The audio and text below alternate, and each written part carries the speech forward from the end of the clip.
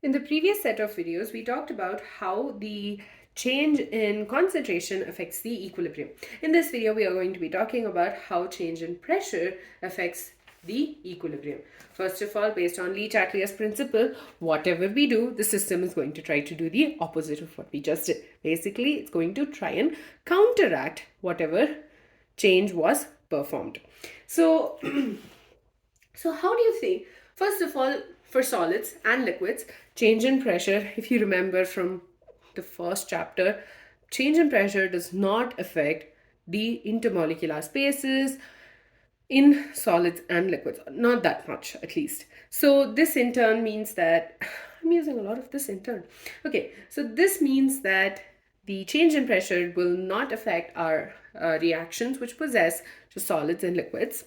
However, they will obviously affect gases, which is what makes it so much fun. So effective pressure change. So another thing, so first of all, the change in pressure affects reactions which consist or which have gases in them. First one.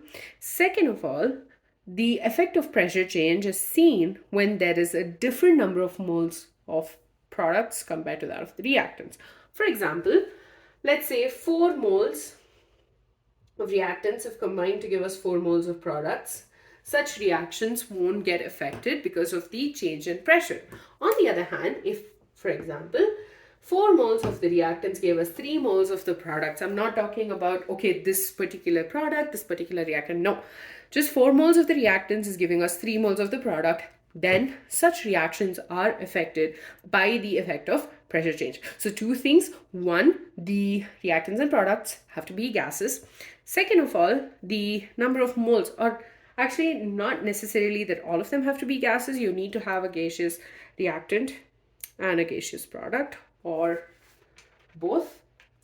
And the second thing is that the number of moles of the total reactants should not be equal to the number of moles of the total product. So there has to be a difference in the total number of moles of the reactants and products. I hope that made sense. So those are the two conditions. Now, according to Le-Chatelier's principle, when the pressure is increased, our system is going to try and do things to decrease the pressure. System will try and decrease the pressure when there is an increase in the pressure. Okay, now let's take an example of a chemical reaction. Carbon monoxide, which is a gas, reacts with hydrogen, which is also a gas, to give us methane, a gas, plus H2O in the vapor form. So it's a gas. So basically, first of all of them are gases. That's one requirement. Second of all, the total number of moles of the reactants equals to 4 moles. Okay, the total number of moles of the products formed is 2 moles, which means there is a difference in the number of moles of the reactants and the products. Okay, now let's assume this particular mixture was taken inside a beaker at a constant temperature. Okay, now there's a piston attached to it, and you know what's going to happen next. So this particular system is in equilibrium and the temperature is constant. Now what we are going to do is we are going to try and compress it, and we're going to get it exactly to half the initial position. So the piston was pushed, the temperature still stays constant, okay, but was pushed so that it's almost close to half as it was before. So this means the volume has decreased by half. So because we are compressing it, the volume has decreased by half. Now this decrease in volume and this compression obviously has led to an increase in the pressure, right? Now because there is a decrease in volume, the number of moles unit volume is increased. Okay, again, let's take for example, we have 1, 2, 3, 4, 5, 6, 7, 8, 9. Okay, 10. I'm not pointing out that, oh, these are the reactants, these are the products. No, I'm just assuming that these are the molecules and molecules which are present. Okay, now when you compress it, the volume has decreased by half, right? So all of these 1, 2, 3, 4, 5, 6, 7, 8, 9, and 10. So obviously the number of moles per unit volume has increased. Okay, now what will the equilibrium try to do?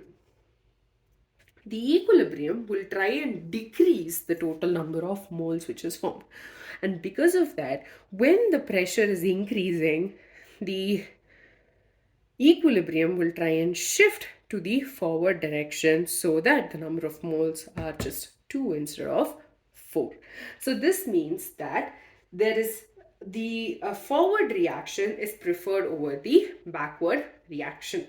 Again, I will explain. Initially, you had in equilibrium, forward and backward reaction to place simultaneously. Now what we're doing is we're increasing the pressure and pushing it down, and this in turn meant that the volume decreased by half.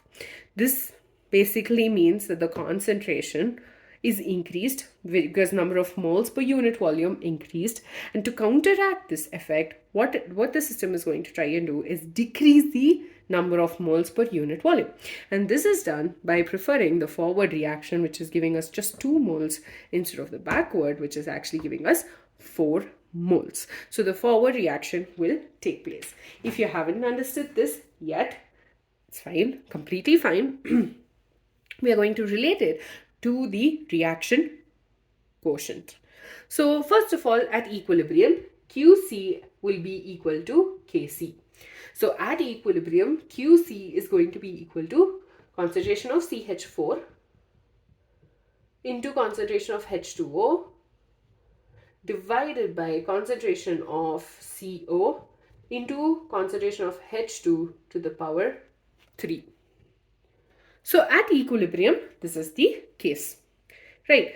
Now, when you have an increase in pressure, okay, because of this, since the volume decreased by half, the concentration is going to get double.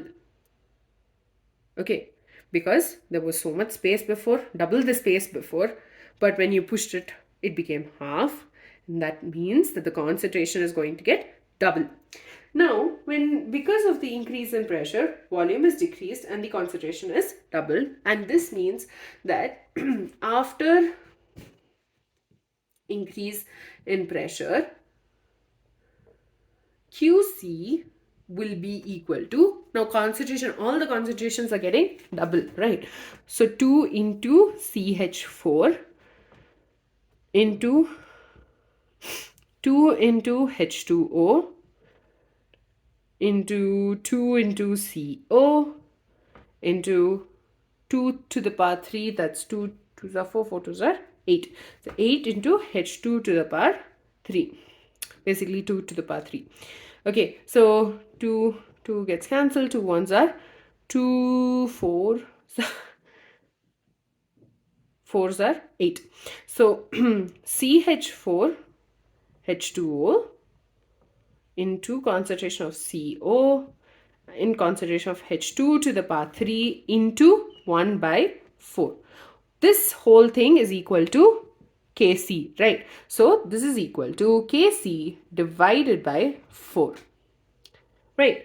So so the reaction, so basically here Qc is less than Kc, and so the reaction will be proceeding in the forward direction. Another example for this is C plus CO2, which is a gas. This is a solid, gives rise to 2CO2. Sorry, it's not 2CO2, it's 2CO. Now these are gases, this and this is gas and this is the solid. Remember, this is solid. So when pressure is increased, the reaction will proceed in the backward direction, as the number of moles of the gas is just 1 in the product, in the reactants, whereas it's 2 for the product. So when there is an increase in pressure, the backward reaction would be preferred. I hope this made sense. So basically, when there is an increase in pressure, it shifts the equilibrium in the direction of lesser number of gaseous moles. Decrease in pressure shifts the equilibrium in the direction of larger number of gaseous moles. In both these cases, in this case, there was an increase in pressure. The equilibrium shifted to the side of the lesser number of gaseous moles. In the second case, also we talked about an increase in pressure, and this in turn led to the equilibrium shifting in the backward direction, because it's just 1 mole over here, whereas 2 moles over here. Another thing, I picked this one up from modern ABC's chemistry. I really like the generalizations that was given in each under, like, for each of these effects. So yeah, with that, we're done with the effect of pressure change. Basically, we took the example of carbon monoxide reacting with hydrogen to give us methane and water. At equilibrium, the forward and the backward reactions are taking place simultaneously, and the total number of moles of the reactants is 4. For the products, it is 2. When there was an increase in pressure, this led to the decrease in the volume, and this in turn also led to an increase in the number of moles per unit volume. And what the system would try to do is it would try to decrease the number of moles. This can be done by the reaction proceeding in the forward direction. Another thing we talked about is the reaction quotient. At equilibrium, QC equals to Kc. But when there is an increase in pressure, the concentration was double, because there was a decrease in the volume by half. And from there, we got the relation that QC is equals to Kc divided by 4, which means QC is less than Kc. And this in turn meant that the reaction proceeded in the forward direction. So when there is an increase in pressure, the equilibrium shifts in the direction of lesser number of gaseous moles. And when there is a decrease in pressure, the equilibrium shifts in the direction of larger number of gaseous moles. Again, I picked that up from modern ABC's chemistry, and in the next video we will be talking about addition of inert gases at a constant volume.